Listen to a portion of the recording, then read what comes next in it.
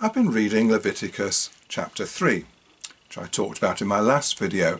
So there's a couple of little things I want to add. The first thing is a translation problem. I looked at the NIV, the New International Version, and it said if you're going to have a sacrifice for a fellowship meal, then this is how to kill the animal and where to splash the blood. I thought, oh, that's a nice word. I wonder what exactly they mean by a fellowship meal. But that's something that is encouraging us to get together with other people and share things with them. So that must be a good thing. And then I looked at my RSV. This one here I use a lot, Revised Standard Version. And it says, if the offering is a sacrifice, not of fellowship, but a sacrifice of well-being. Well, there's two problems there. Which is the right translation?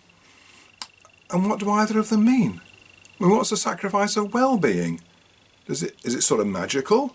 If you sacrifice this sheep, you won't be ill?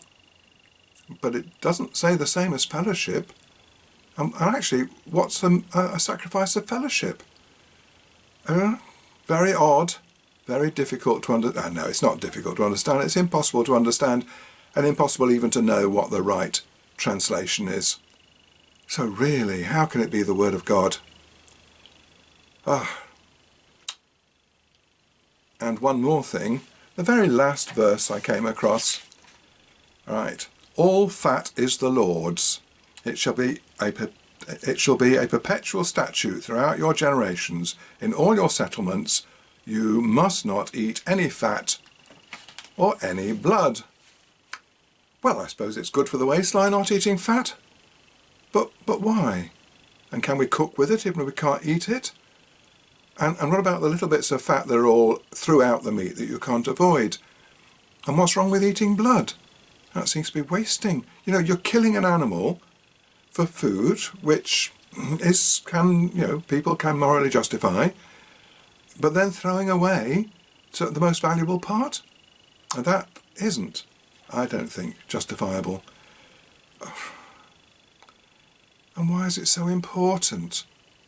There are so many important moral issues to be brought up, and we've got to be worried about blood and fat. This book is silly.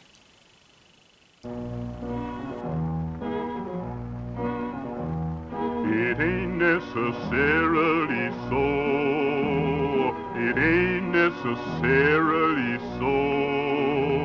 The things that you're liable to read in the Bible, it ain't necessarily